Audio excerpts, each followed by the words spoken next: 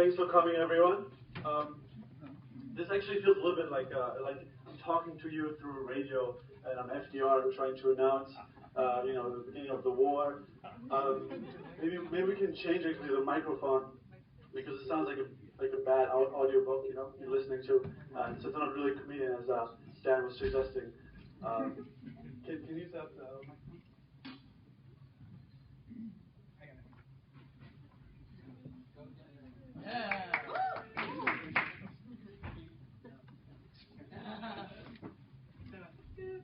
Talk amongst yourselves.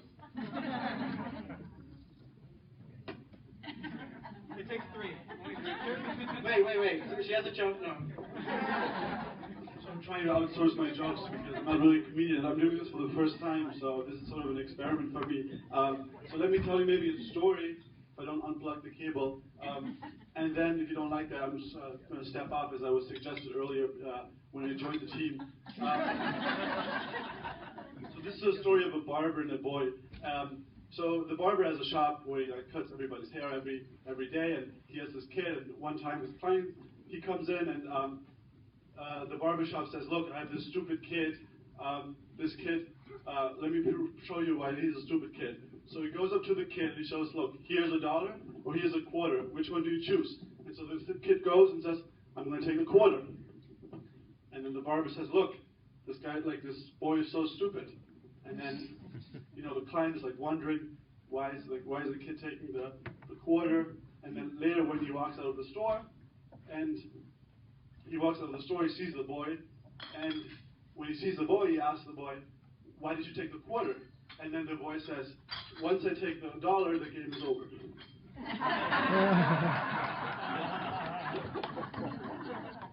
All right. So I'm going to talk a little bit about dating in the digital age and comparing it to how it used to be 50 years ago. So just by show of hands, who's married here? Good. So as you know, it takes a long time to find the one, right? Statistically speaking, it's very difficult. So for the other ones, it probably won't work out. Maybe we can get back the lottery. It's probably highly likely to win there.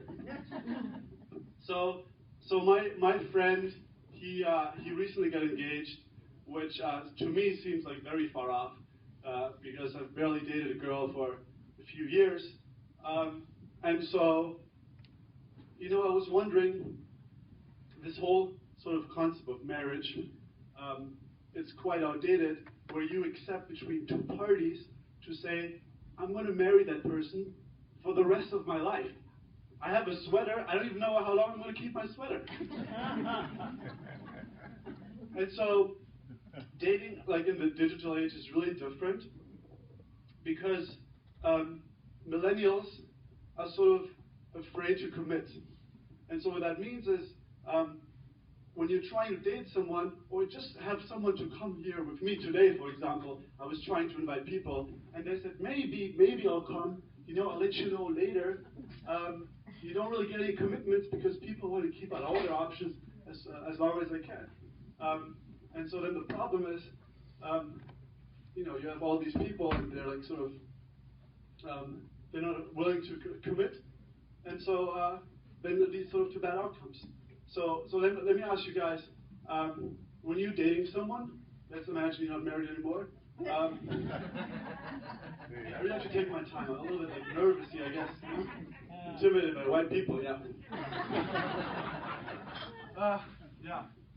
So let me ask you this question, right? So if you're dating someone, and what would you prefer? There's three choices, right? The first choice is, if you don't like them, let's say you don't like them, right? There's three choices. The first choice is you just say you're busy, like a lot of young girls say, "Yeah, I'm just busy," and then at some point, you get it because nobody can be busy forever.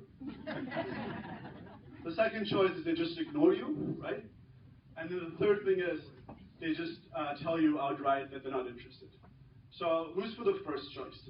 If you're dating someone, what would you what do you, based on your experience, what do you do when you sort of have someone you're dating and you don't like them? Who's sort of telling them that they stay busy? One person? Really? Liar. And What about who's saying that they're who's like ignoring the person?